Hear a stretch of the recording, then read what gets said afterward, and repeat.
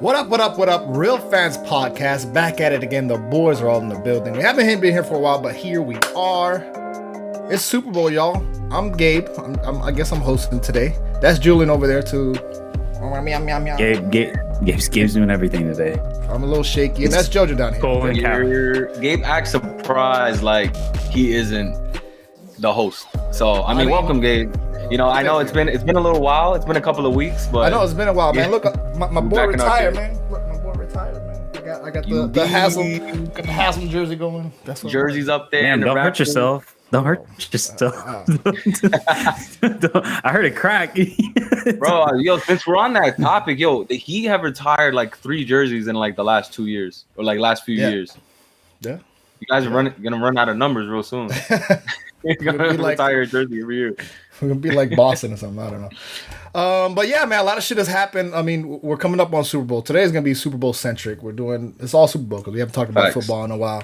But before we get into Super Bowl, JoJo, you want to talk about what you kind of did last weekend? Jam-packed weekend. Excited to share with y'all. So much going on in the sports world.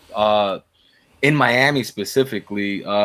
Listen, I know it's my first episode back in a couple of weeks. I'm not the same person. I am now a marathoner. Wow, look at this guy. For y'all that don't know, your boy completed his first half marathon here, Miami Marathon last weekend.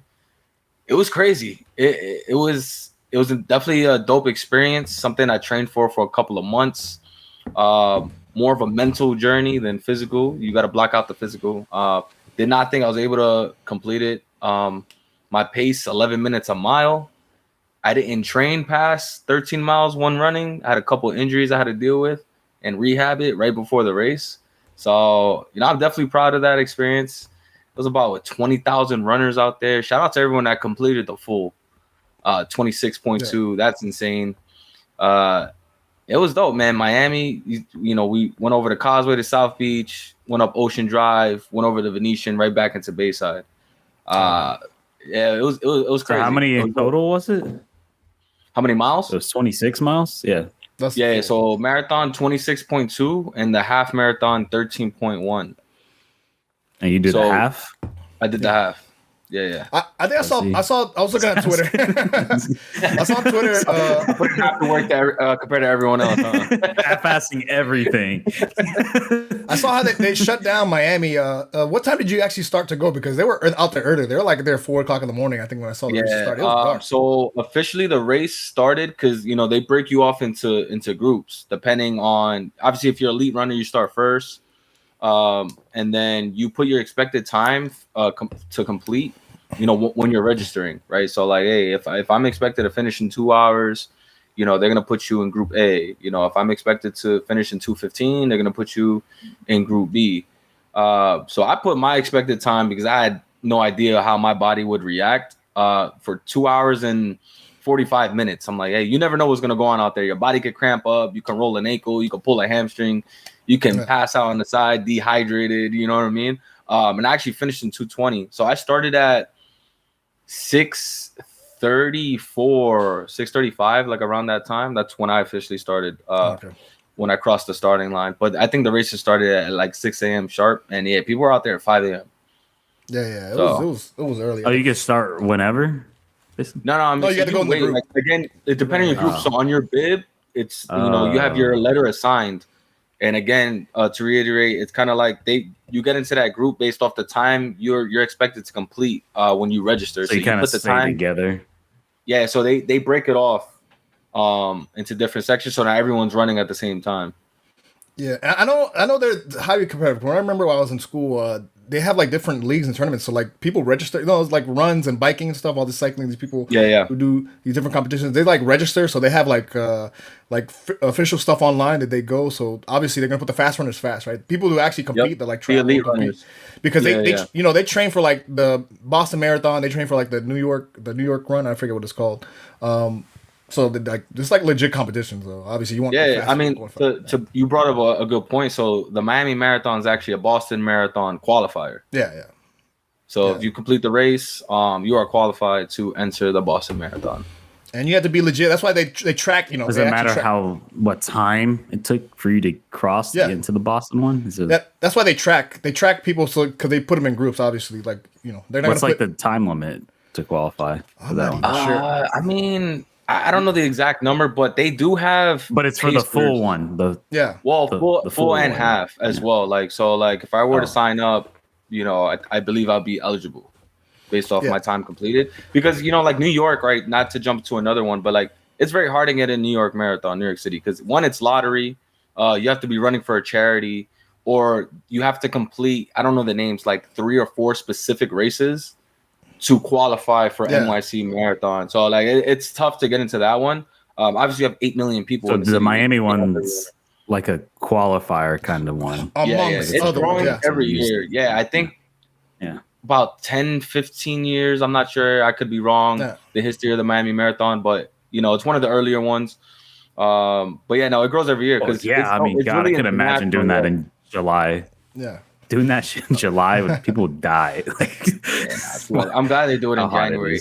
It was crazy. Like, it wasn't the worst weather. It was probably like 75, 80 degrees. But granted, the day after in Miami, it dropped to like 60, 65, which I'm sure everyone would have been better. Rather run in that weather. So we were like, but it didn't rain. It was good. It was nice. I'm telling you, the views were insane. Like seeing the boats, seeing the water. You see all the drunk people on Ocean Drive. People coming out of space. Yeah, honestly, I think there was a group of people. They went to space before the race. Yeah. They were in space until 5 a.m. and then just pulled up. So how much training you do? Because I don't actually do any running. I'm not a huge runner. Like, I've never done a fucking marathon like that. But like, did you do any training? Like, you were running like before, or you just like, I'm gonna just show up? I mean, so I just started off running just weekly, right? Like one weekly run, 5K, which is like 3 miles. And I remember my first 5K on a treadmill. On a treadmill, no, or outside. Outside. Yeah. Okay. I started like 4 or 5 months ago. Granted, it was hot. Like, imagine trying to run 3 miles in 90-degree weather, 85-degree weather. Like, it's insane. All that concrete.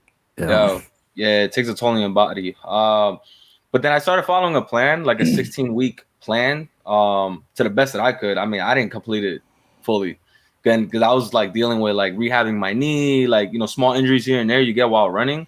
Your body's not used to it, from being a weight trainer to actually going outside and doing that. Like, so diet, nutrition, you got to stay hydrated, make sure you stretch. So I started stretching a lot to prepare for that. But yeah, it started like I'll say 16 weeks beforehand. And it's a mix between recovery runs, speed runs. You got to train the body going speed. You train your tendons, your joints, and then long runs. So your long runs get longer. So maybe your long run for the week will be 5 miles. Next week it might be 7. Then it goes up to 8. Then it goes up to 10 until you finally hit the half, 13. So the best advice I heard, which I didn't do that, but they're like, you should train more than what you're about to run so that you're ready. Yeah. So if it's 13.1, you want to at least do one run that's 15, 14 miles, no matter how long it takes. You could run, walk, continue to push yourself, just so you know mentally what that distance is. What it actually looks like. You could say about it, but until you actually do it, you're like, damn, I can't breathe out here.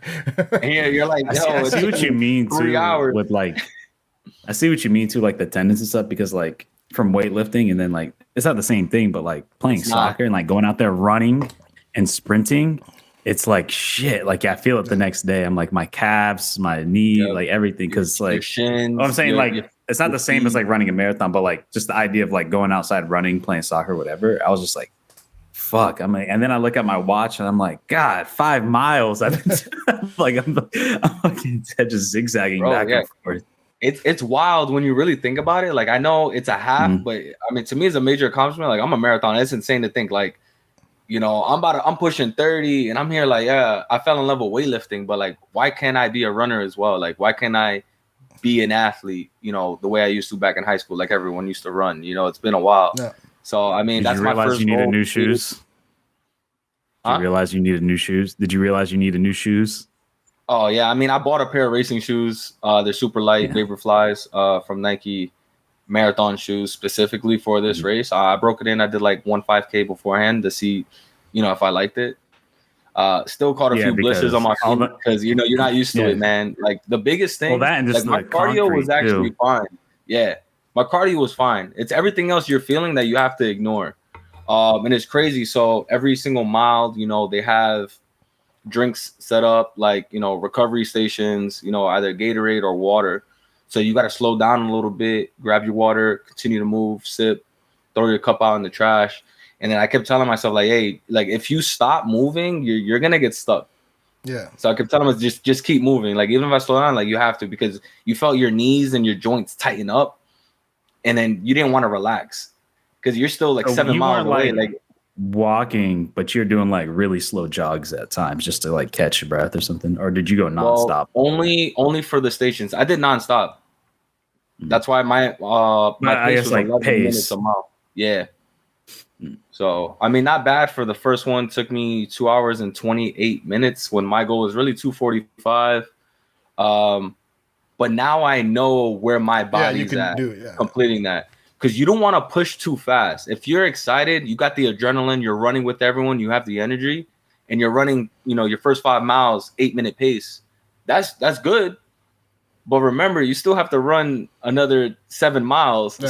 So, you know, you got to think of the long run, which is, you know, people have different, you know, practices and techniques on how to run their marathons. And, you know, you just got to understand your body, what you can put it through. So, because like when I play, like when I don't go for a while, I was hitting it hard at first, but then like, bro, 10 minutes in, like just dead. I'm like, shit, we still got like 80 more minutes to go. And I'm like, all right. So I started, all right, I'm playing defense for 20 minutes. Kick back in the backfield, chilling. He said, I can't strike. I don't have the energy right now.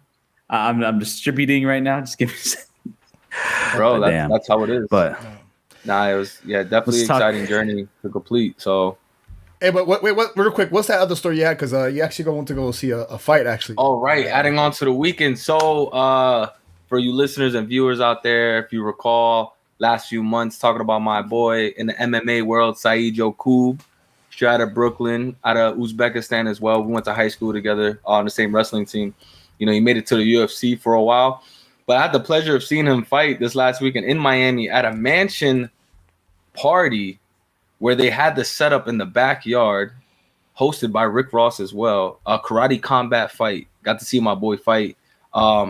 He was the co-main event at this event. And, he did his thing. It was exciting. A lot of energy in there. It was probably like 3,000 people. The experience was dope overall. You know, we walk in, gated community, all the way up there in Weston. Got in, did a little photo op. They pass you a glass of champagne, free hat. Now you're in somebody's house. You know, they're serving up food and hors d'oeuvres. You know, they have different bars set up around. You see some celebrities going around. You know, high profile people as well. And it was a privilege to be there. Definitely a dope experience. We got to link up. We were chatting beforehand, before his fight, and then after his fight as well. So it was dope. Oh, I'm surprised he actually remembered. So he's not with he's not with the like PFL or what was that? Or like Bellator or something. He's not with anything right now affiliated. Well, right now I think he signed with Karate Combat. This is his second fight with Karate Combat. He's never heard of that one. Yeah, you should look it up for those out there. I mean, they live streamed it on YouTube as well. They have a lot of content on their Instagram, Karate Combat. Check out my boy Saeed. It was cool. I haven't seen this guy in over like 10 years, man. But when we saw each other, it was like high school all over again, you know. It was dope. He was locked in. I think he's fighting at 135. You know, he's a judo champ. Damn, so he's small. You don't want to wrestle with him. You don't want to throw him. Yeah, but his striking and his kicks, he had a few knockdowns in it. So I'll say go check it out. The highlights are there. He's 2-0. It was cool right here in our backyard in Miami. They brought it down here, so it was cool. Great weekend. Yeah, man. All right, so let's get into it because this is going to be our Super Bowl preview. Super Bowl. We like to catch up a little bit, but actually, we're here. We're finally at the big game. Julian, I'll go to you because we can talk about the games that happened leading up to the Super Bowl. Obviously, the 49ers are playing the Chiefs, but let's talk about the AFC and the NFC games beforehand. I don't know how much you guys saw of the weekend. I kind of missed, I think, the first half of that Ravens game, but I did watch the entirety of the other game. So, Julian, I'll throw it to you. What were your takeaways leading into Super Bowl as we head into Las Vegas next week? All right, yeah. So we'll start off with the AFC game. Obviously, Kansas City Chiefs at the Baltimore Ravens. Obviously, I think amongst everybody, this was the more, I guess, anticipated game. Ended up not being the most entertaining, but ended up being the most. It was the most anticipated game, and look, I thought it was going to start off pretty strong, and then right at that second half, things just kind of like tapered off and really slowed down. I don't know what you guys' predictions were going into this game. I just had a feeling coming into this game that I was not that I don't know. I was pretty neutral on who I wanted to win, but I had a feeling Kansas City was going to get through because I understand that Baltimore has been dominant all season long. But every time I watch them, there's just something about it where I never necessarily felt like they were dominating. I don't know if that makes sense, but it felt like they were just kind of getting away with things in a way in a lot of cases, in a lot of games. Obviously, some games they just flat out, they just won. Like the San Francisco game, they just won that. But there was a lot of instances where I'm like, I can see where teams can take advantage of this if they take advantage of the opportunity and the players that they have. So coming into this, I was like, Kansas City turns into another beast when it goes into the playoffs. This season was probably their worst season in the Patrick Mahomes era, I would say, at least offensively. 100%. But 100%. But after seeing them play against the Dolphins and then go up against the Bills, I was like, they just turned into this other animal where I'm like, man, where was this team all like year long, essentially? So going into Baltimore and like until Baltimore can prove to me that they can beat a quality opponent in the playoffs, like let's be real, Houston was not a good team. They were a team that got beat up by bad teams throughout the season. I kind of saw this coming. I didn't think Houston was going to be really competitive at all. I was kind of shocked that they even beat the Browns as bad as they did. So I was really curious to see how Baltimore plays against in this kind of like matchup, especially Kansas City, whose defense has been playing out of this world pretty much for most of the season, and especially in these last few games, they've been incredible.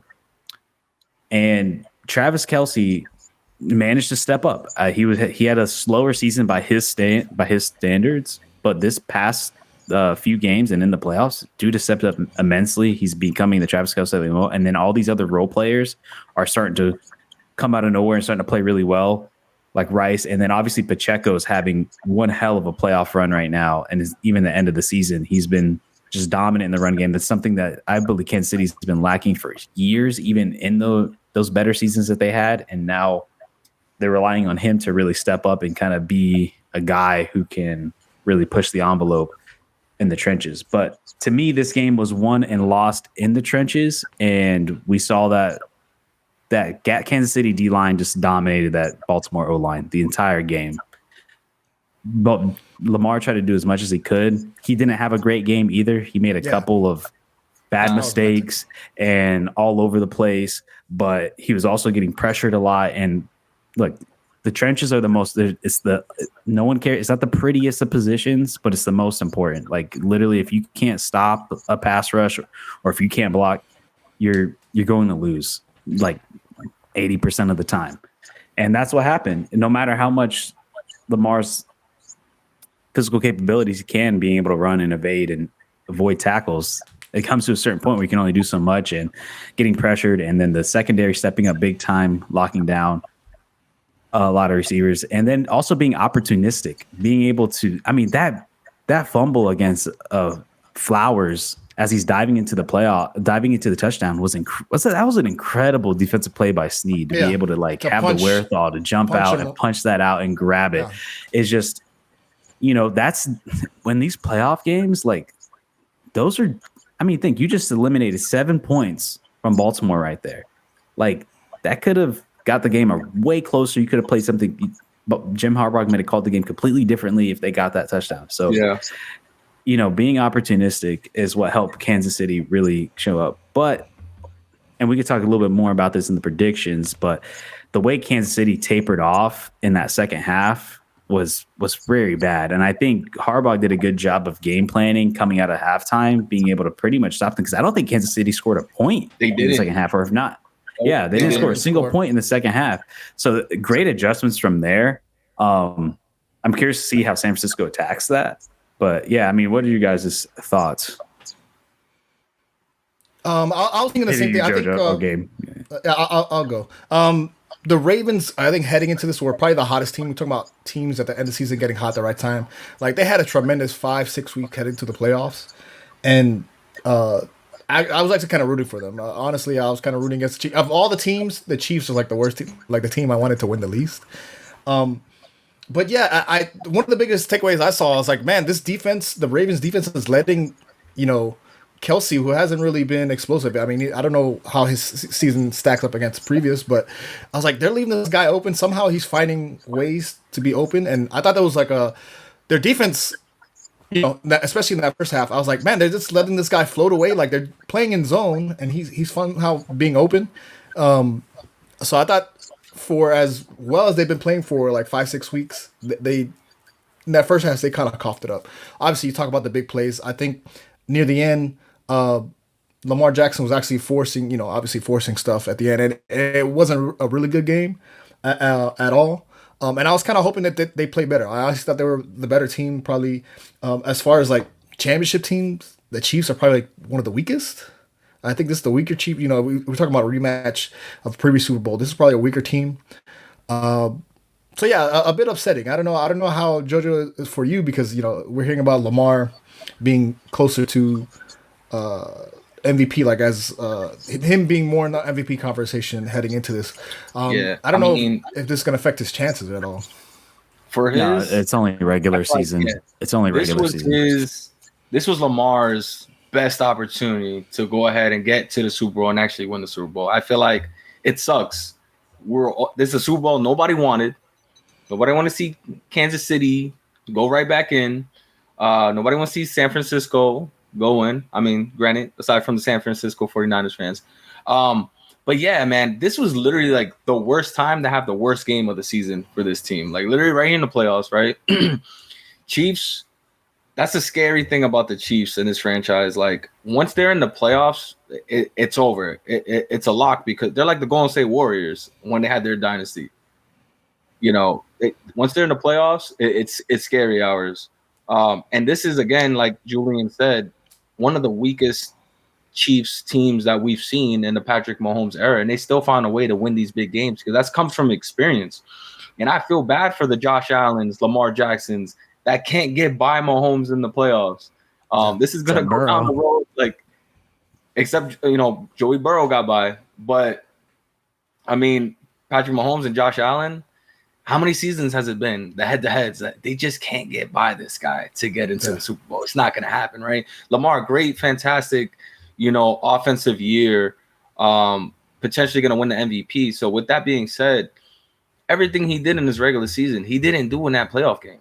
Where was his run game, right? Where was his decision-making? He was sitting in the pocket way too long. And I'm not criticizing him like everyone else does, like, hey, he runs too much. We want to see him in the pocket more. Or now he's not running enough. But in that game specifically, you stopped doing what was working for you all season. He could have put the Chiefs on their heels. He could have applied more pressure. I don't know if he had something to prove that game. He wanted to show he was a better passer or a better quarterback than Mahomes. And I'm not throwing a blame on him, because there was a lot that went wrong with the entire team. It could have been the play calling, your O-line. Again, there was so much pressure that game, but that's where Lamar Jackson performs the best. Like, go run down the field. You know what I mean? Like, I don't know, run out of bounds, make something happen. He was, throwing on his heels, like throwing fadeaways. Yeah. Like, that's not you. You know what I mean? Like, Mahomes can do that. There are a lot of overthrows in that game. I will say, well, one, I got to give credit to Spagnuolo, Kansas City defensive coordinator, because I thought he called a masterful game. Yeah. I think you're going to look at this game and how to stop Lamar Jackson. A lot of coaches are looking at that. They won the chess match in that way. But I guess one of the things is, like, I know you said that's not Lamar, but I mean, Lamar did that a lot this season, where he just pulled off, like, in a sense, kind of lucky things. And I think in a way they kind of were able to stop that and eventually was going to catch up to him. And that was my biggest concern with Baltimore. It's like they're blowing out teams, but there was just something about the way they looked where it never felt like super great either. Like they felt beatable. Like it was like, as long as you got like a solid team in it, like they could be. The only game where I felt like, man, they looked really good and they dominated that entire time was like the San Francisco game. But overall, that defense for the Ravens was a good defense. Like they were one of the, if not a top defense in the league, maybe top 3, or very good defense. That the Baltimore Ravens, I believe, are leading rushing team in the entire league coming into the game. So not being able to do any of that is pretty great. And is it the play calling? Is it Lamar? Is it all the players? Because I don't want to put on Lamar because that offensive line was getting obliterated. I don't think it's on him at all. Those guys are getting obliterated. And look, I mean, I think Kansas City just had the better game plan, and this is why Andy Reid is the best coach in the league right now. He's just able to unlock and figure things out, or hire people who have that right state of mindset on the opposite side of the field. I mean, like you said, with Kelsey and all these and Pacheco and the way he designed the game going into it, I mean, Baltimore was a dominant team and defensively, and he was able to unlock that, which is a scary thing if you're a San Francisco fan. Yo, what I've seen with Kansas City the last few playoff games right now, I don't know if you saw in the back end of the season, Kelsey hasn't gotten a touchdown. He has not gotten a ball, like no attention. Playoffs started, they're finding ways to get him involved, which is now you're able to get everybody else involved. Kelsey's opening drives with touchdowns and, big third down plays, catches. So I think that's really the game plan. Obviously, this is one of your best players on the team. Like the faster you get him involved, you can get everybody else involved because all the attention is going to be on Kelsey. Your run game is going to be efficient. You have other receivers. If they don't drop the ball, they're going to be able to make big plays as well. So, and the Kansas City O-line has been much improved this season. This is probably, I don't know exactly, but this is definitely a way better O-line than the last time they're in the Super Bowl, for example, or when they lost to Brady in the Super Bowl. Like this is a really good offensive line that they have. Like they were just dominating. They're playing physical. They're winning their duels. Like the offensive line is really good in this Kansas City team. They're much improved.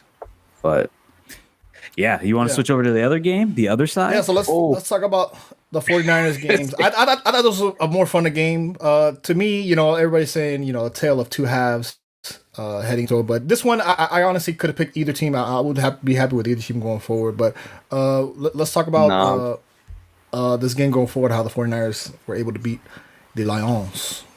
You mean how the Lions were able to beat the Lions?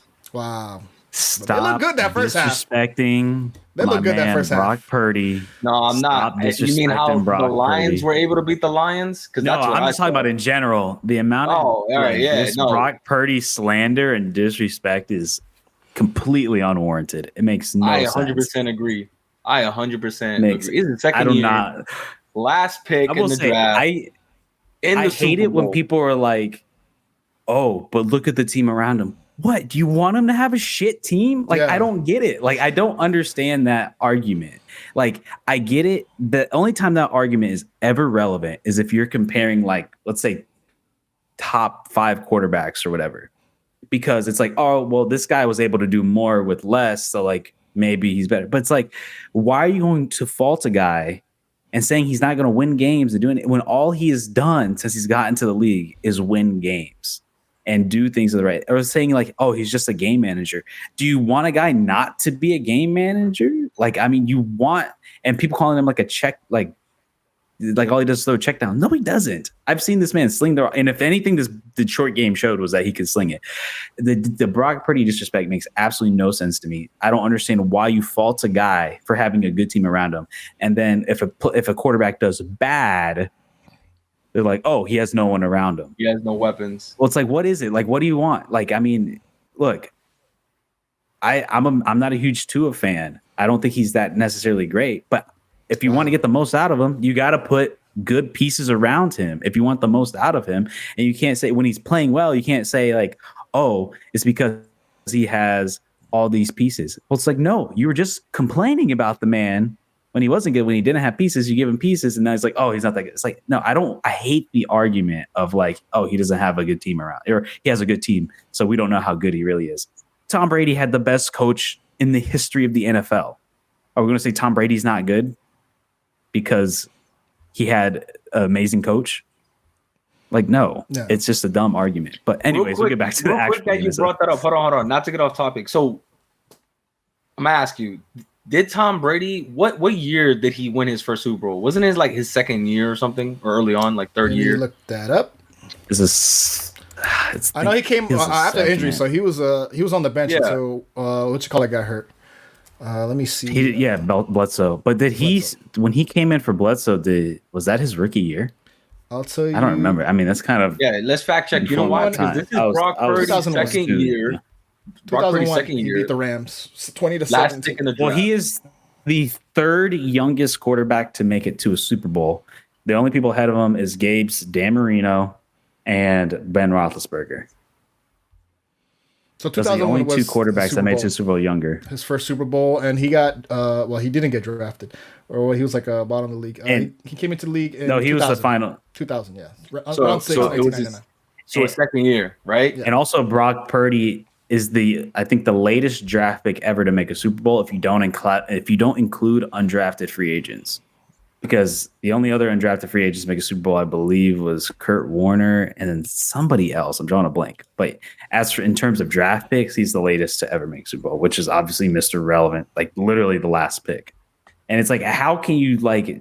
And what's crazy is like the bias towards where he got picked. Because people, just because he was picked last, they're like, well, is he really the future? Is he going to do all this? Like, he's just a stopgap guy. But it's like, if a quarterback who was drafted in the first round doing the same thing he's doing, they'd be saying he's the future. Yeah. And it's like, it's crazy, like how people can't separate themselves from like what's happened and what's actually going on in front of them. It's insane to me. And I think that's a tribute to like actual like scouting and seeing, because to pick that low, like somebody has to see something, right? Like a gemstone in the mud, I guess, or gem in all the whatever. Let's call it what it is. This shit's a lottery. Yeah, it's a fucking crapshoot. You never know. Obviously, crapshoot. Players go in the first 2 rounds. Obviously, we know those are the best players coming out of college, but you never know. What a talent can be there. Right? There's a good chance. Kurt Warner was bagging. Brady a late pick, like a super late pick. Yeah. Yeah. So round 6. So but you never know. Warner playing arena football. But to get back to the actual game, like I said, tale of two halves. I thought that shit was gonna be a blowout. As soon as I saw the Lions like running off with the game, I'm like, oh man, this shit's gonna be 40 to like 14 or something. I thought it was gonna be not even close. I thought they actually did pretty well. Obviously, tale of two halves. It's just 2 separate games. I don't know. If that's an indictment on Coach Campbell. I thought it's still a successful season, I think, for the Lions. I mean, people were talking about the Lions, a couple years ago when they were on freaking Hard Knocks. They're like, oh, this team's good. You want to talk about a successful season? The last time they made it to an NFC Championship game was 1991. Yeah. It's a successful season for if you're a Lions. It's like, what, the second best season ever in the history of that franchise? It's a good season.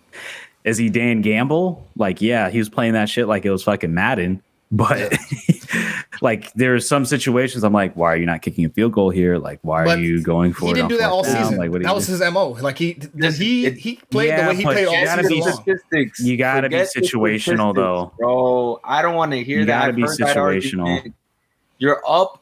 You take the points. If you want to go by statistics, if he would have took the points, it's a 3-possession game. No matter what happens, they have to get another possession. And if he gets the field goal, the game's tied. It goes to overtime. And I know you can't I don't want to bring in the future because you don't know in the moment. But I get he's been doing that all season. But you got to be situational.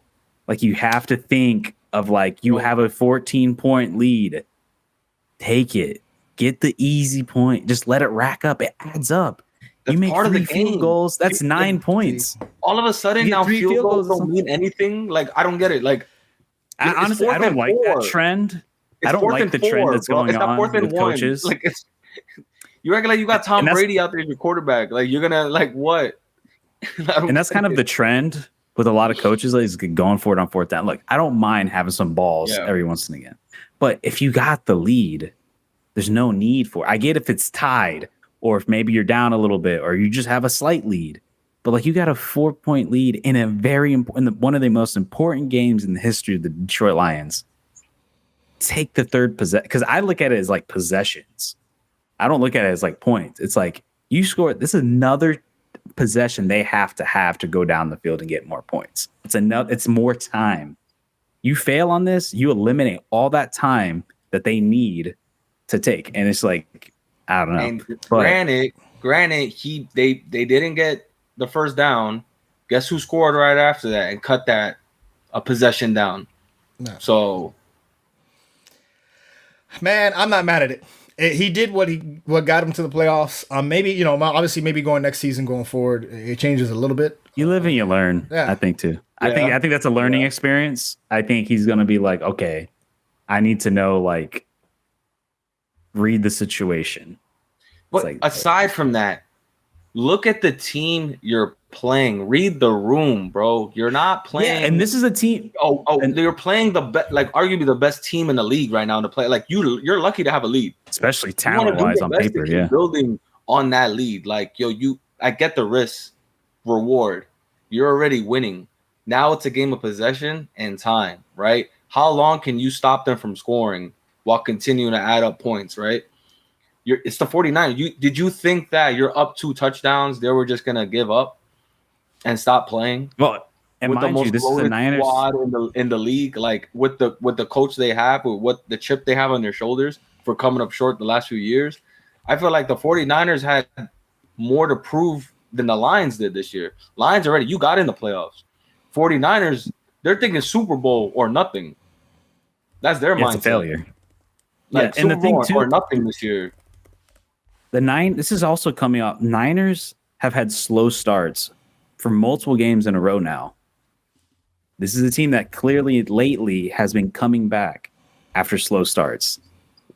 You know that coming into this game. You got to get as many points as you can, because you know they're going to come back hard, because they've been doing it for the past 2 months now. So it's like, I don't know. It's crazy. But look, the offensive game plan for the Lions were incredible the first half. I think they caught the Niners off guard. I think the defensive plan going into the game for the Niners weren't very great. They were playing a lot of zone and just leaving guys open, and then Jared Goff was just dicing them up. But then the way the Niners respond, because I also want to get credit to the Niners, the way they came out of the second half and adjusted defensively and made the game tighter and faster and made it harder for Jared Goff to like get things done, ended up working tremendously, because they pretty much scored nothing. I think they only scored a touchdown after the second half. And then Shanahan's game plan going into the second half was just, he pretty much opened up that entire offense and opened up that defense so they can make space for him. And they came back slowly and surely. So like, that's why like you said, Jojo, like a guy like Shanahan who has that ability to really dissect the game, especially offensively, you got to be careful. And like you said, and then also with the weapons they have, like Kittle, Debo, Christian McCaffrey, Brandon Ayuk, that offensive line, that's a stud offensive line. Brock Purdy, who has something to prove and is playing really well this season. Like, do you really want to play that game? Like, no. So shout out to Shanahan for able to come up out of the second half, come up with a game plan to really change the flow of things. And I can really admire a coach that can do something like that, because so many people get so stubborn in that the way they are that they end up losing the game instead of reevaluating what happened, what didn't work, change, go into the next half, do something different. So yeah, I think it was an awesome game. I thought Brock Purdy looked great. Debo looked incredible. And the good thing is they're all coming out healthy. And this is for both teams too. Both teams are coming out pretty healthy for the most part. Yeah, and the defensive line is starting to play better for San Francisco, because at first, the beginning, they were getting ran all over with Montgomery. Like those first 2 touchdowns, I mean, they're running all over the Niners, and they're able to tighten it up and figure it out. Yeah, so I guess we could talk about the actual Super Bowl game itself. Obviously, it's going to happen next week, 6:30 kickoff. So everybody, make sure I'll be home to watch. Yeah. So let's go ahead. Let's break it down like this. So we're gonna go by each team. We're gonna start off with Kansas City. We're gonna say why you think Kansas City will win or lose, and how do they win, and how would they lose? I'll start with you, Gabe. All right, Kansas City. Obviously, I'm probably ruling against them, so I'm gonna give them the best argument. I think it's gonna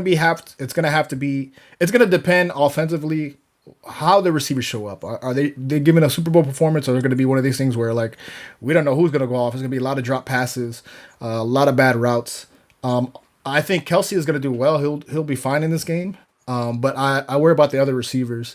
Pacheco is gonna run his ass off. He runs. What he said is he runs like he bites people. He's gonna. I think the two shining stars on the offense are gonna be Pacheco and Kelsey. We'll see how the receivers show up. As far as the Kansas City defense, I think if they can repeat their performance, I think the defense will probably be better than the offensive performance. They have been playing well in this playoffs. More credit than I've been willing to give them. To me, it's going to be who shows up on offense. I think the defense will be okay, but who shows up on offense is probably my biggest question.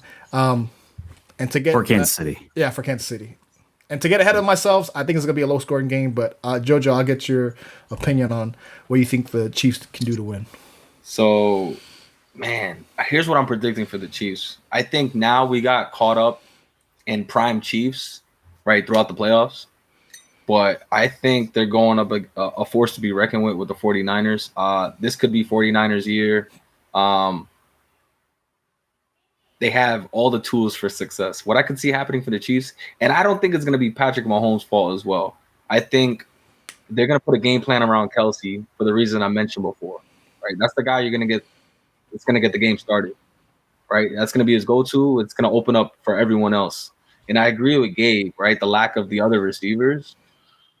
I can see Pacheco fumbling the ball at a crucial moment. And then I can also see an interception happening off a tipped or a drop pass on the Chiefs side. I can see both of these things going wrong for the Chiefs heading into the Super Bowl, just based off 49ers defense. They're insane. 49ers have more weapons. The Chiefs have more experience. Both coaches, great coaches on both sides. It's going to be a battle. I don't think it's the high scoring game. 21-24. That's what I'm predicting. But I feel like 49ers are going to come in a clutch with a huge defensive stop where it matters the most. Either that fumble or interception off a drop. So how does Kansas City win this game? How do they win this game? They get Kelsey involved. They have a strong run game, and they protect the ball. And they protect their quarterback. You're going to have Mahomes out there scrambling. Like, he needs time to get the ball down the field. That's how I feel. So, Pacheco, protect the ball. Get Kelsey involved early on in the game. And protect Mahomes.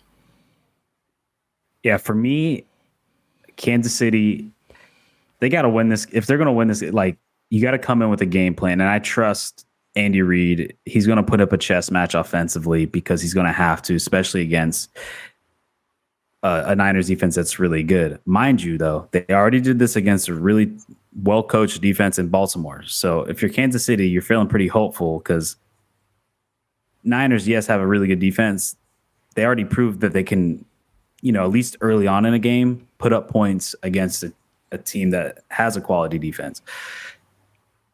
You got to win the line of scrimmage offensively. I trust the defense for Kansas City to do their job. I think they're going to go in there. They're going to perform well. They're going to do their job. They're going to give Brock Purdy a hard time. They're going to give that offensive game plan, all those players a difficult time. I think the X factor is what can they do offensively? Because that whole second half, you cannot go a whole entire second half without scoring because both games are kind of like the tale of two different halves, even though it's the same game. I mean, two different games because you had a Niners team that showed up in the second half, and then you had a Kansas City Chiefs team that showed up, at least on the offensive side of the ball, showed up in the first half. And so which team are you going to kind of get? So Kansas City has to remain consistent throughout the entire game, keep the consistency, like you said, protect the ball, which I feel like they've been doing a pretty good job. And yeah, if you can win the run game, and if there's anything I saw from the beginning of that that 49ers game is like the defense can get caught slipping. Do they make sure they don't do that again? I don't know, because this has been happening multiple times throughout this season. So Kansas City has to start off early. You start early. You start hitting Kelsey quickly. You starting establishing the run game quickly. I think you have the offensive the offensive line is going to have to step up against the tough one. So it's going to be a real battle in the trenches. So if you can protect the line and start quick, you got to start quick if you're Kansas City. That's your best chance. Start quick, and then they have the run game to maintain. So that's, to me, how they win it. All right, so let's bounce over to the Niners. I'll start with you again, Gabe. How does the Niners win this game? I think it's going to come down to coaching and scheme. I think I'd rather, if I had to pick coaches, I think Kyle Shanahan is the guy to figure it out.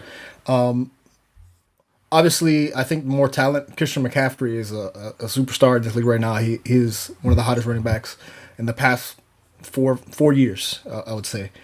Great acquisition. Probably longer than that now. Yeah. As far as what the 49ers need to do to win, I think it's going to be just scheming up plays. They have a lot of players that can be diverse. They can do run play options. Brock Purdy, I don't want to see Brock Purdy do hero ball, do what he's been all year. As far as 49ers, they've been the most consistent team from the beginning of the season. As far as preseason, during the season, heading into the playoffs, they've been predicted to be a good team in this league. And for Brock Purdy to do what he's done all year is just be consistent and make throws offensively. As far as defense, I think the defense is going to have a better. That's actually the matchup I want to see. I want to see the 49ers defense versus how they perform versus the Chiefs defense. I think they're better stacked. So I think as far as what the 49ers do to win, it's going to be scheme. And I just think they have a better front to get to Patrick Mahomes. What do you think of the Niners coming in this game, Jojo? I mean, I could agree with a lot of points Gabe just mentioned. I mean, high-powered offense. Let's see if the defense shows up against Patrick Mahomes. Obviously, that's going to be critical. I mean, they just have so many options, bro. Who's going to have that big game, I wonder?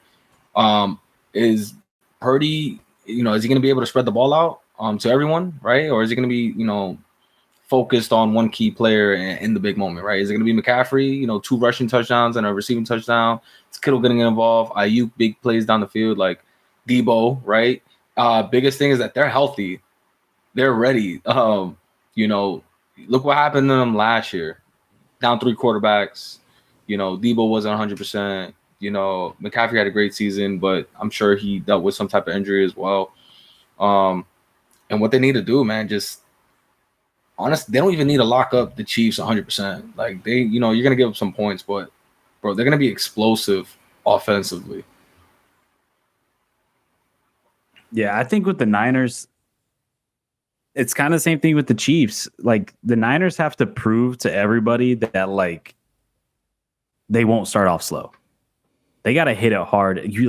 They're definitely the more talented team. They are, without a shadow on both sides. Well, defensively, they're probably pretty equal. I would say they're probably more talented defensively as well. And they're for sure more talented offensively. You got to start off. You got to get Debo eating quick. You got to get McCaffrey going. I wouldn't even throw the ball. Shove it right down the Chiefs' throat. Say like you're going to be physical. You're going to win this fucking game. Like you're not scared. I think you just got to go immediately. And I think you have Kyle Shanahan, who's going to be the perfect chess match going up against Spagnuolo and what they're doing with the Chiefs defense. It's going to be really interesting how they do it. And I think they have the recipe to do it because they're such a quick, fast moving offensive, like just getting the ball out quickly as possible. And I think that's the best way to really attack the Chiefs. And I thought the Dolphins would have had a good chance at doing that, but because the weather was just so brutal, I think that affected a lot of it. And I think the way Shanahan runs his offense is going to be pretty effective against what they do, what the Chiefs do. Because the thing with Baltimore, Lamar and all them, they like to hold onto the ball a lot. They like to hold onto it a long time. And Brock Purdy, and the way that game runs, he's quick to just, if it's not there, move it, move. And I think that's how you got to just spread it and just keep it going. And then, I'm kind of on the fence if this game's going to be a defensive game, low scoring game, or if it's going to be a high scoring game. Because I can see both sides. I'm leaning more towards a defensive style game, but they got to score throughout the entire game. You cannot leave points on the board on the first half or in the second half. Like, you got to keep it going. You got to keep it moving. You got to maintain a rhythm, because the moment you let off that gas and Andy Reid and Patrick Mahomes, and they're gonna get you. They're gonna get you. You cannot give them a sliver. And I think he's learned a lot, especially since the last Super Bowl they went up against. And there's a lot of the same players, not entirely. I mean, but there's a good amount of players that still remember that from the Niners team. So I'm curious to see how they match up, especially in the on the line between Joe Bosa, Chase Young, against that Kansas City offensive line. It's going to be a real interesting battle. So I think both teams, whoever starts off first, I think is going to have the advantage. And if it ends up being, they're both starting off strong, then it comes up a toss up. But I guess overall, since we've kind of gone through both teams, I'll start with this. Like, my prediction is, I've had a really tough time with this because I've gone back and forth constantly. Because I do think this game is going to come down to which coach wins their chess match, because I think it's really going to be a coaching battle, because both teams have the players and the pieces of what they need to win the game. It's which one's going to come out with the better game plan. And I think that's what I think is going to be the major difference, is which one's going to come with the better game plan coming into this, because I think we've seen the most of what you're going to get out of Mahomes. I think we've seen the most of what we're going to get out of both teams. I think this is what it is. Who's going to scheme it up perfectly to kind of do, because they're kind of the perfect matchup. They're both pretty well balanced. But I think after going back and forth many times, I'm going to go San Francisco here, strictly based off talent. I think when you have two teams that are pretty even, I'm going to lean towards a team that just has the more just raw talent. And as for a guy who's probably going to take off this game, and I think could be MVP, is Deebo Samuel. I think he's one of those guys. You get him hot, there's no stopping him. And I think if they can get the ball to him quickly and early, same thing with McCaffrey, and establish dominance in this game and get physical, it's going to be, I think the Niners are going to get it. And I'm going to say it's going to be like in the low 20s, like maybe like a 24-21. But I don't see it being super high scoring, because like they both got pretty good defenses, but you also still got pretty good offenses. But yeah. But yeah, I think I'm gonna go Niners here. I think they're gonna get the job done. But it's definitely gonna be a coaching battle. I think that's the major factor. Yeah, I think I was looking at FanDuel. I think the over under is like 47.5. I would take the under on that. I would take the under on that. I like you. I was thinking a low scoring game. I was thinking like maybe 23-20, but I wouldn't be surprised to be like 20-17. The score. I think it's gonna be a low scoring game. I think it's gonna be defensive battle. One thing we haven't talked about is special teams. I was trying to look up to see which special teams have been more predictive. Maybe, I expect maybe a couple big, a few big plays, like big, 60-yard pass or something, some big runs. But I don't expect the whole. I think it's gonna be kind of a slog. Going forward. So you know what it's going to come down to? Whoever makes that one opportunistic defensive play. Like, who's going to make that play late in the game, get that pick, get that fumble, that sack. I really think it's going to come down to that, because I don't see one team really getting a strong lead over the other. I think it's going to be pretty like back and forth a lot. And if either one of them can start off early and get a 2-score lead, I feel pretty confident in them winning. But I also don't see that necessarily happening. I think it's going to be pretty back and forth. And whoever gets that big play defensively, they're probably going to win that game. How about you, JoJo? Overall, final prediction. Final prediction, man. It's really tough to count out Patrick Mahomes based off everything he's done, and for him, this is round 2 against this team. So he's seen them before in the Super Bowl. So I'm pretty sure he has a game plan going against Shanahan as well. He's seen the play calling, right? The schemes, but I think the 49ers are just, bro, they're too elite this year. I'm sorry. They have too many weapons, man. And again, this is the weakest Chiefs team that we've seen offensively in the last 5 years. And they still find a way to make it to the Super Bowl. Granted, if Mahomes was able to pull off this win, and I think this would be an upset. I believe, is he the under? Chiefs got to be the under. Let me look up FanDuel. Super Bowl. I believe the Niners are the favorites. Right? Yeah. This will be an upset. I think it's the best team Niners are they the might be favorites, facing in the Super Bowl. Aside from obviously he faced Brady, but like I mean, any other year, I think this 49ers team is better than the Eagles team last year. What do you guys think? Oh, that's I don't know. I think that Eagles team was pretty good. I did not have them. I thought Eagles were going to mollywop them last year. I didn't think they were going to win. I thought the Eagles team was that.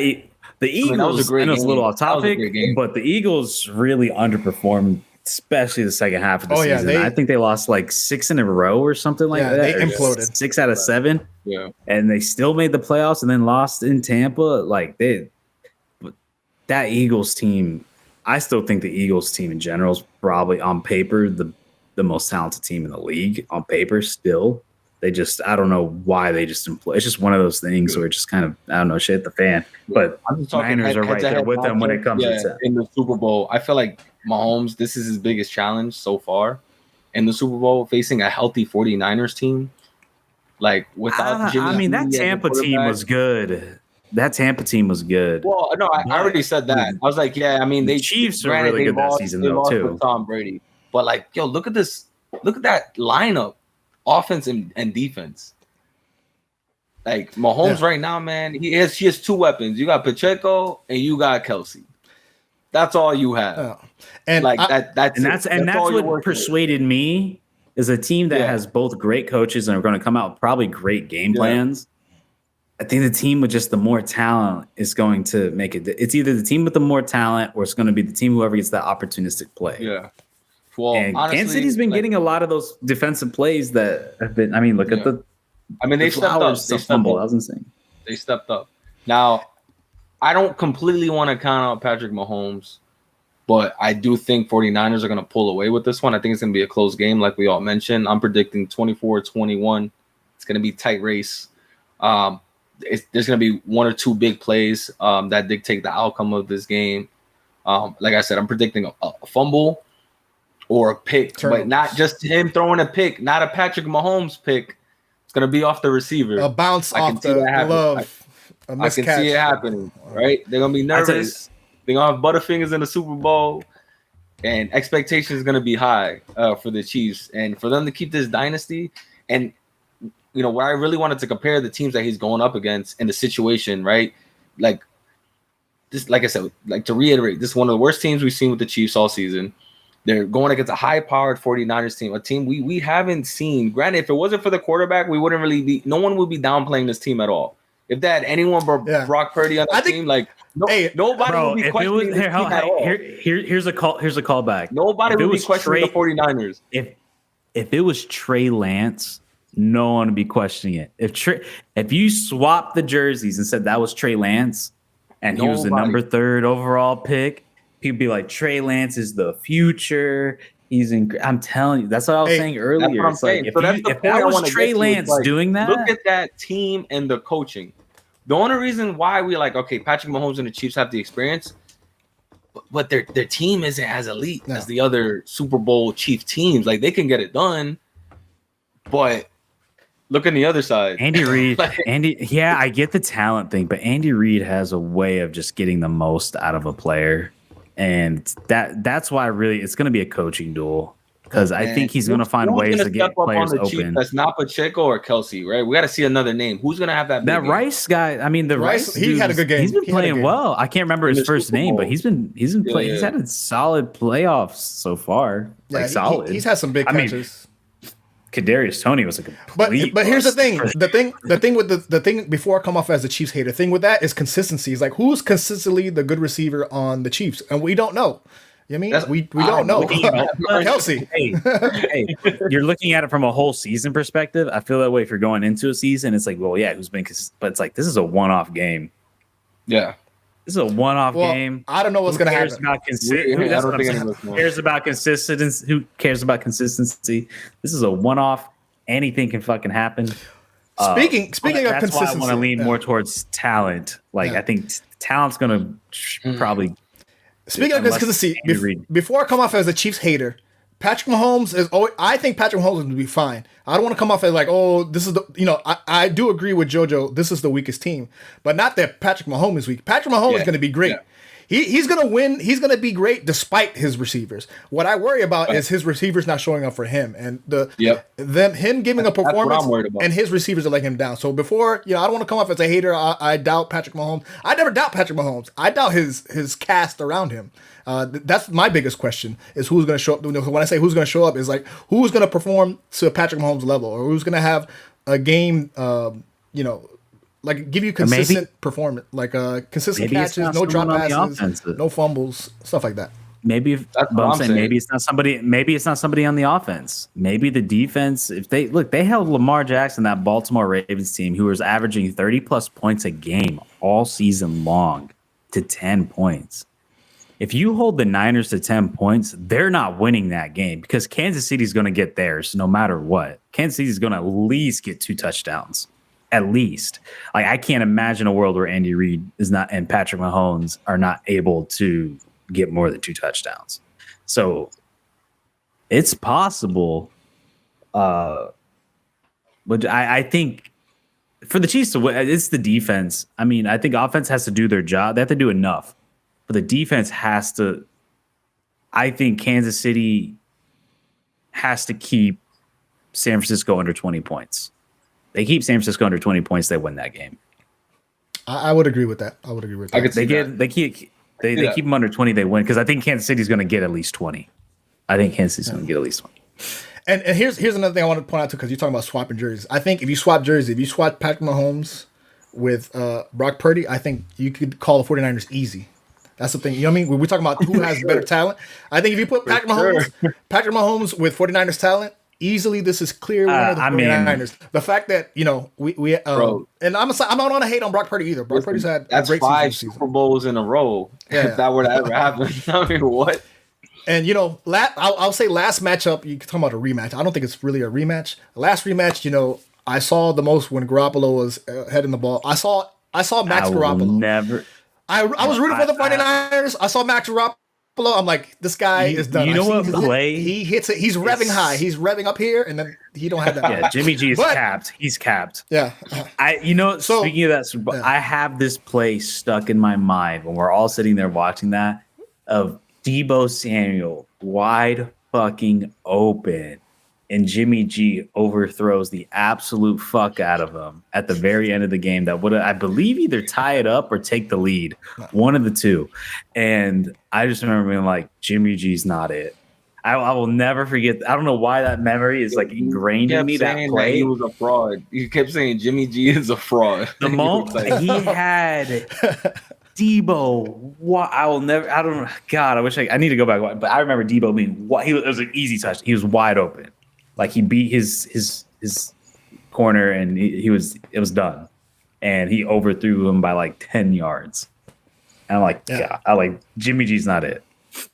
He's not. So if I had to say last time I was rooting for the 49ers this year, I think, or last year I was rooting for the Chiefs because I didn't think the 49ers could pull it off. This year I'm actually rooting for the 49ers. I think if they play well, I think they'll do fine. Not doubting Patrick Mahomes. He's great. He's gonna be great for a long time. I think I'm rooting for the 49ers this year. I don't want to I think Patrick Mahomes is the greatest talent to ever come to the league. I think he's the greatest talent to ever grace a football field that we know of. I think he's more talented than Tom Brady. Tom Brady. Because I've always said that Aaron Rodgers was the greatest talent in NFL history. I think Patrick Mahomes is now taking that spot. Just pure talent. If 49ers don't win, they're dismantling that team. I don't know. This is the closest I've had a hard time predicting who's going to win in a while. Like, I'm really struggling with this one. Bro, you know why? Because we really can't doubt Patrick Mahomes. That's why we're struggling. No matter how good the 49ers are, we're like, damn, You got Mahomes on the other side. It's Andy. Like, you don't know. It's Andy bro. Reid too. Like Andy Reid. I gotta give him his flowers. Yeah, scares the fuck out of me. Like, I mean, it's just like Andy Reid scares me. Like, just being a defensive coordinator, having to go up against Andy Reid. Dude, that fucking mustache, that frozen mustache, looking at you from across the field, not a single smirk or smile, just looking at you. Knowing if you're a defensive coordinator, bro, that's terrifying. Like, that's terrifying. Like, that's such a nightmare. Look, guarantee, like, if you're a defensive coordinator in the NFL, if you're a defensive coordinator in the NFL, what two coaching quarterback you are scared of the most in this league? It is those two fucking guys. I'd be scared shitless having a game plan for them. No. Like, I don't know. Insane. I feel like Super Bowls in Las Vegas and Reed, like, yo, they have they always have some shit in their back pocket. You think something's going wrong, they just hit you with something you didn't expect. Like to turn the tides of the game. So we'll see. Hey, Super Bowl's in Las Vegas. Las Vegas. Las Vegas 5:30 kickoff, which would be 6. Well, I don't know. I don't know what time it is for you guys. Just 6:30 for you guys, right? 5:30 for me. Oh, that's an early Super Bowl. Now I think about it for West Coast, because that's 3 hours. But they always because 3:30. Yeah, I think is Vegas West Coast considered, or is it Mountain Time? Because I know it's 4 hours. It's not Mountain. It's 3 hours. It's 3 hours. I think Las Vegas to once you pass Nevada, it's Mountain Time. Okay. Because I know Vegas to LA is 4 hours, so I know a lot of people are traveling. I mean, to come. I mean, that shit. It's gonna be wild. I imagine. I mean, I don't know if you guys been to Vegas, but I would imagine it's just gonna be insane for the Super Bowl. What about? I just want to talk about halftime real quick, because we're gonna have a halftime performance by Usher. How do you guys feel about Usher? How do you feel about him in general, and how do you feel he's gonna do in this? Oh, here's my conspiracy theory. One way or another, they're gonna find a way to have Taylor Swift in a halftime show. I didn't even think of that. They're gonna do it. I guarantee you. Here's the thing, though. They're gonna find a way to get her in there. I don't know. I've been seeing some reports, people trying to connect the dots with the whole Taylor Swift thing. I don't know the timeline or whatever. I know she's performing somewhere. It could be Europe or Asia. She has a concert, and then she has to travel like 14 hours, and then have a layover and go somewhere else just to make it to the Super Bowl. Let's see how she feels. I don't know. I guarantee there's no way the NFL didn't approach her the night before. So is she? I will say, prepared. Like, there's no way. Maybe she won't do it. This is like I said, it's a conspiracy theory. But I know one thing for sure is that they approached her. I know that for a fact. They definitely approached her, because they haven't announced who's the co-host, right? Or the I can't think of the fucking word. Well, I mean, I think it's just gonna be a one man. It could be Usher. His name is that big. I don't think they need. You think it's gonna be a one man? I think they're gonna bring somebody. I mean, look, Usher just had his Las Vegas residency like for the last few months, and he's been performing. He's hot. Like celebrities, everybody's been going like. So he's relevant. It's not like Usher just popped out of nowhere. Like he's been performing. Here's one thing for the past few months.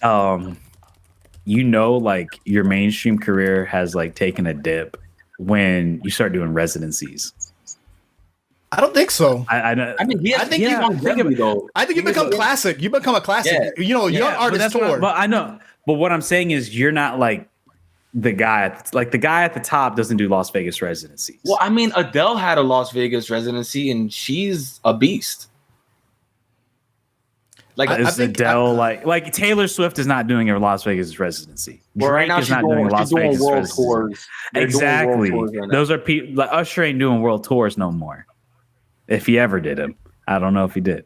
But what I'm saying, and it's nothing. Lady Gaga has a residency, so I'm not saying that it's bad. I'm just saying, like, there's a certain stage in your career where it seems like everybody kind of goes like, all right, like my time in the mainstream light has like dimmed down. I'm gonna go to do like a residency and like cash in money. I don't think like Celine Dion. And stuff I think he's become a classic. I think when you become classic, exactly. Obviously he's older.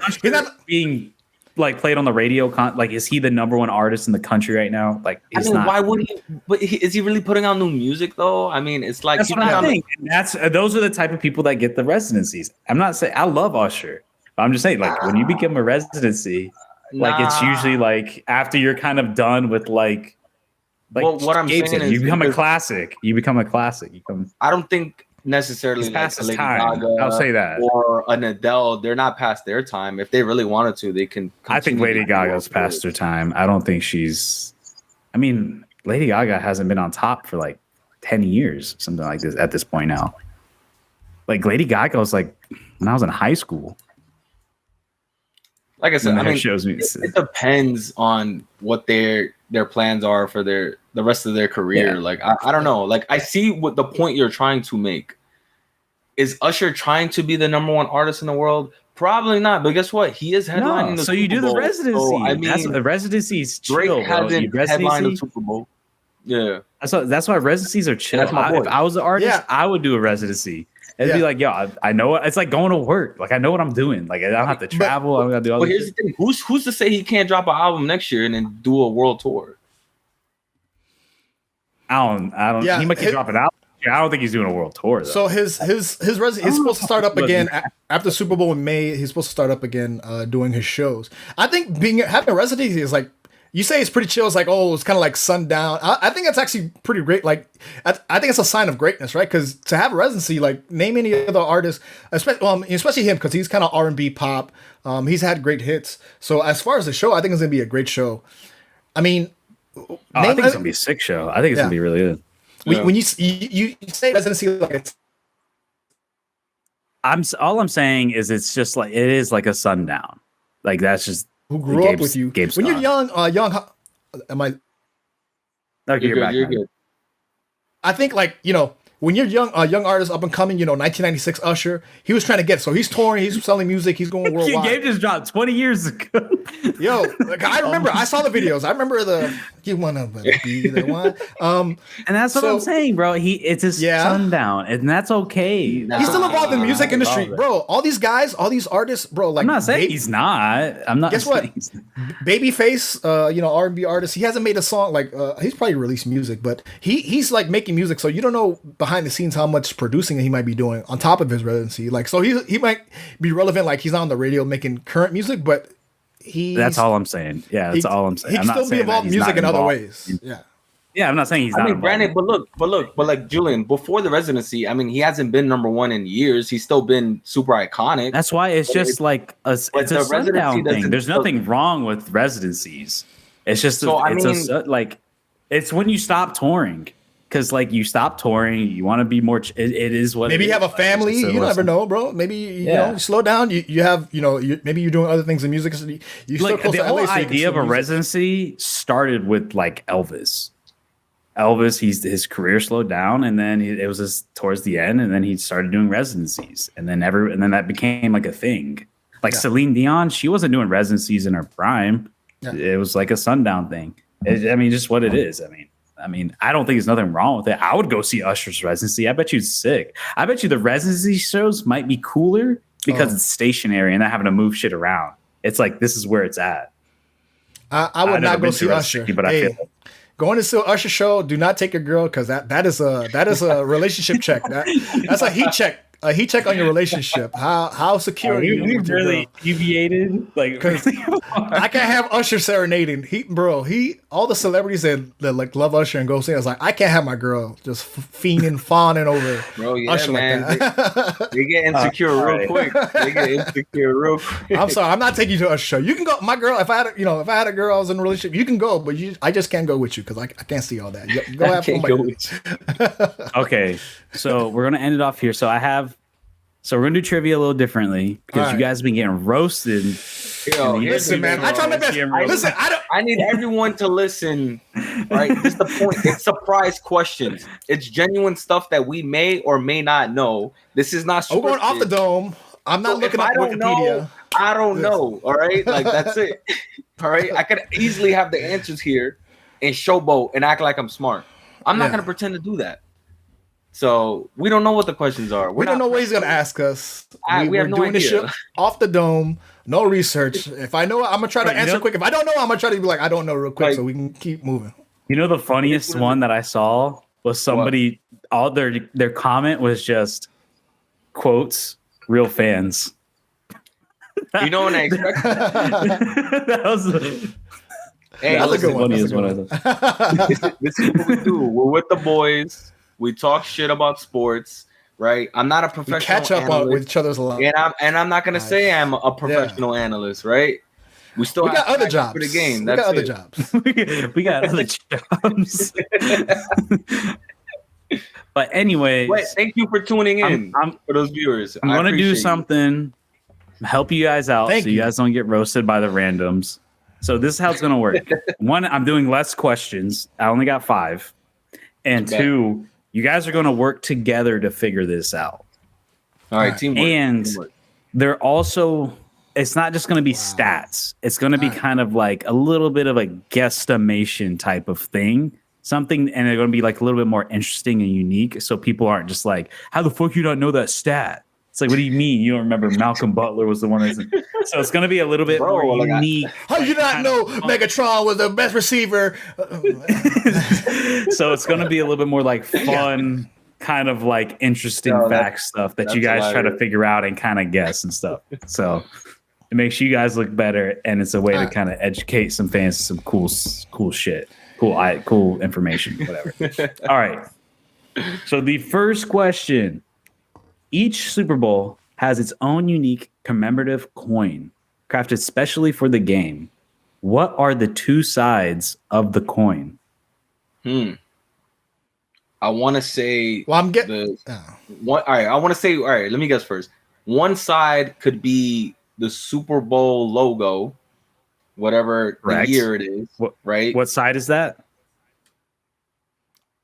I'm gonna say heads. It's heads or tails. It's heads or tails. Heads. Right, heads or tails. It was, yeah. All right, yo, let's go. All right, we got one. So what's the tail side? It's involved with the game. I'm gonna say it's probably gonna be commemorating the teams that are playing. So I'm gonna guess. What are we thinking? You thinking the trophy? I'm thinking the teams. Maybe like helmets of the teams. I don't know. All right, Gabe is correct. It's the logo. 2 helmets of the teams that are playing in the game. The logo on the head side actually has the trophy on it, so that counts as having the trophy. And then the tail side is going to be the 2 teams that are playing, the helmets of the 2 teams that are playing. All right. See, so JoJo was right. We're all right. Everybody's right, guys. That actually knew that. I did not know that. Why? Because I never researched it and I never asked. So that's what I'm saying. It's a little interesting thing. Look at us. All right. Look at us working together. Here we go. Next question. In the U.S. alone, how much money is spent on beer for the Super Bowl? Do we have options? Wow. Is it multiple choice? The U.S.? No, just give me like a big number out there. It's big. Hey, so the value, right? Dollar value. Yeah. How much money is spent buying beer on Super Bowl day? Buying beer. I'm gonna guess billion. I'm gonna guess this is $1 billion industry. I'm gonna guess probably like 1.1. JoJo, how you feel about 1.1? I was thinking 1. You want to go up? You want to go higher? You want 1.2? Oh, both of you got go one more up. You're almost there. 1.3. $1.3 billion spent on beer on Super Bowl day. You guys were really close. That was a good one. Gabe said 1.2. These are 1. Yeah. All right. Next question. What was the price of the very first Super Bowl ticket in 1967? The average cost of a ticket for the past 5 years has been a whopping $6,382. So what was the price of it for the very first Super Bowl? JoJo, the Super Bowl was not very popular. JoJo, this is going to be so dumb. How is the dollar price not equivalent, right? Is it not equivalent? Not today equivalent? It's whatever they paid. It's what they paid. Yeah. JoJo, I bet you it's going to be like less than 100, JoJo. I'm thinking like $70-$80. I'm thinking. How do you feel about that? Closer. I'm thinking something outlandish like $50. Go down. Wow. $25. Down. $10. $12 was the average ticket price for the very first Super Bowl in 1967. So for perspective, I have a couple other stats. The average cost of a new home was less than $25,000. Yeah. And a new car cost about $2,750. And then the admissions to a movie was $1.20. So even if you think about it to perception, like for scale, going to the Super Bowl was still cheaper because think how much we go to a movie now, $15-$20, at least here in Florida.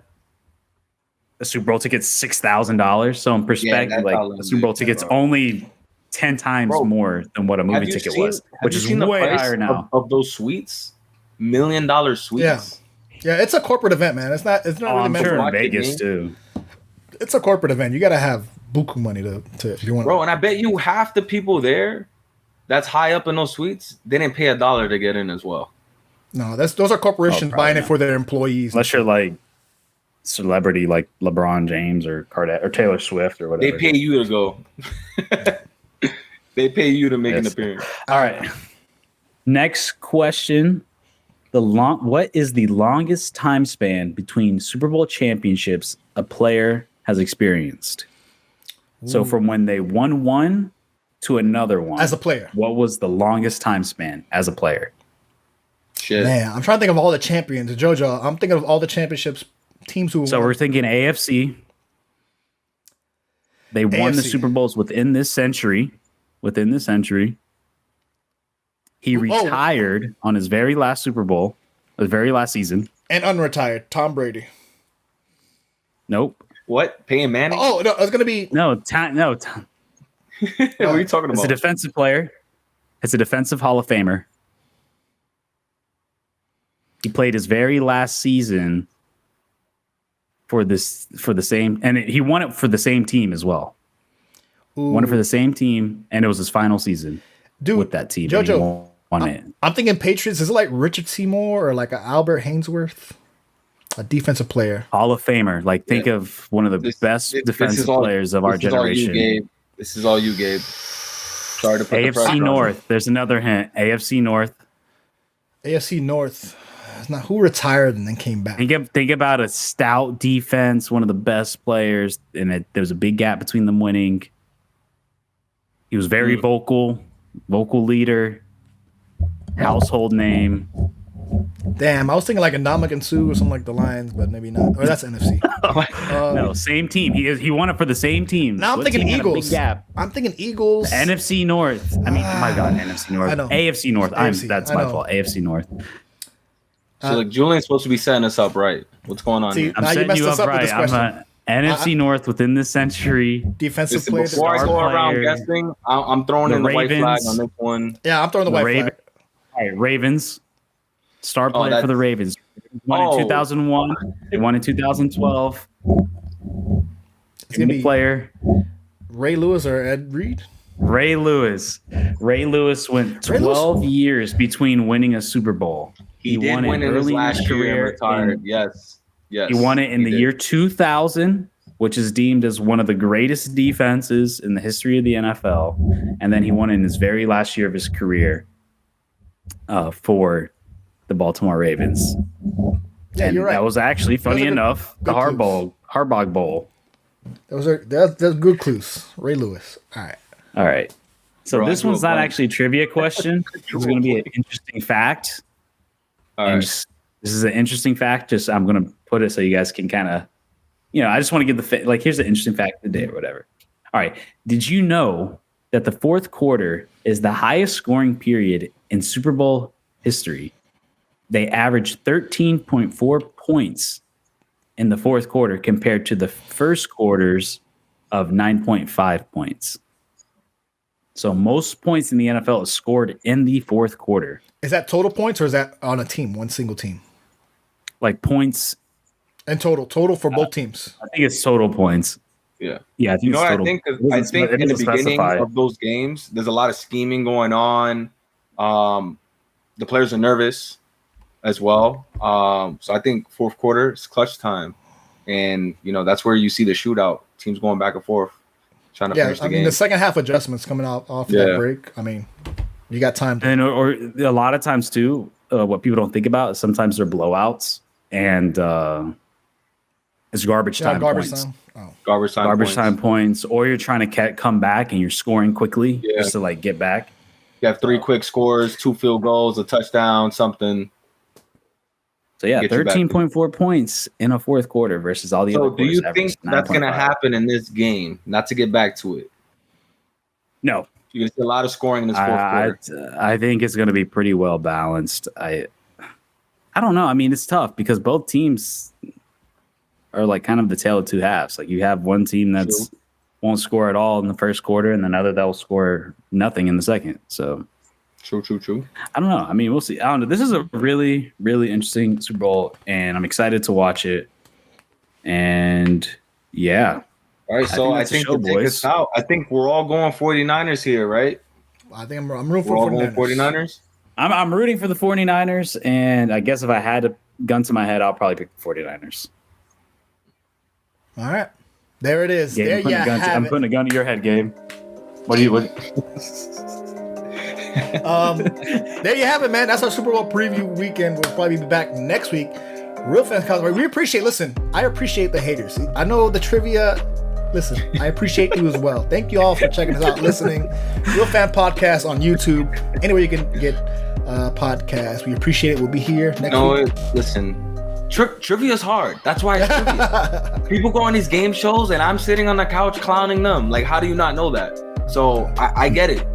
It's okay. Like we don't know everything. If we were to get you on this episode, if you want to get on, you want that we'll get you some trivia. I want to. If you want that, I'm not gonna lie. I didn't think you guys struggle so hard on Ray Lewis. I didn't think you struggle so hard on Ray Lewis. I thought as soon as I said AFC North Hall of Famer defensive player, like I thought. I was thinking like who retired and came back. I was like, oh no. Man, honestly, man, opportunity. Now we know for next time. Yeah. But thank you for tuning in and listening. We'll be here next week. Peace. All right. Peace out, everybody.